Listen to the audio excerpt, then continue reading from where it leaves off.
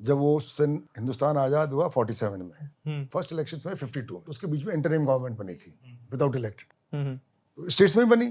तो राजस्थान में at the age of 26 और 25 you the finance minister, cabinet minister, oh my God, without election. 52 में election में फिर जीते।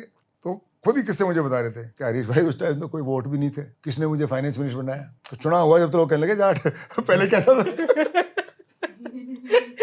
मैंने इतना सीखा उनसे, तो उन्होंने अपने जो प्राइवेट सेक्रेटरी बनाते हैं ना स्टेट सर्विस के ऑफिसर को, तो उन्होंने अपने ही गांव के जब वो मिनिस्टर बने 52 में, कैबिनेट में मिनिस्टर ही थे तब, वही रहे। उनके गांव का एक अनएम्प्लॉयड यूथ था रामनिवास मर्दा, के तू ही बन जा यार सेक्रेटरी। उनका वो रिश्तेदार या कुछ नहीं, गांव का एक गोत होगा ना, गोत सब उसी गोत होंगे जो भी, उसको लगा लिया।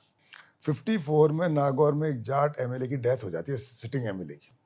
तो जो उन्होंने मुझे किस्सा बताया कि भाई मैंने कहा कि मैं तो मेरा जैसा कोई पढ़ा लिखा हो उसको टिकट दूंगा। वो बहुत पावरफुल थे, टिकट तो उनके हाथ में थे, वोट भी उनके नाम के थे। तो उन्होंने सेक्रेटरी साहब को कहा यार सेक्रेटरी साहब देखो कोई नागौर में कोई पढ़ा लिखा जाट हो तो कम से कम बीए पास तो हो। सेक्रेटरी साहब जो उनका सुना है बता रहा हूँ, देखो मुझे मैं नागौर का निवासी नहीं हूँ, मैं तो बहुत दूर का हूँ। तो कैसा सेक्रेटरी साहब 10-5 दिन बाद घूम के आया, मुझे तो ग्रेजुएट मिला ही नहीं। यार तू ग्रेजुएट है, तू इस्तीफा दे, तू ही बढ़ जा। साहब मुझे वोट कौन देगा? वोट मैं दूंगा, टिकट भी दूंगा। तो मैं चाहता हूँ हमारा नेतृत्व कौन, आजाद हुए हैं, पिछड़ी कौम है, तो पढ़े लिखे लोग आ गए हैं। तो उन्होंने सेक्रेटरी साहब को इस्तीफा दिला के बना दिया एमएलए। सेक्रेटरी सर, मैं तो इतनी कम मेरी सर्विस थी, अगर और करता तो आईएएस बन जाता।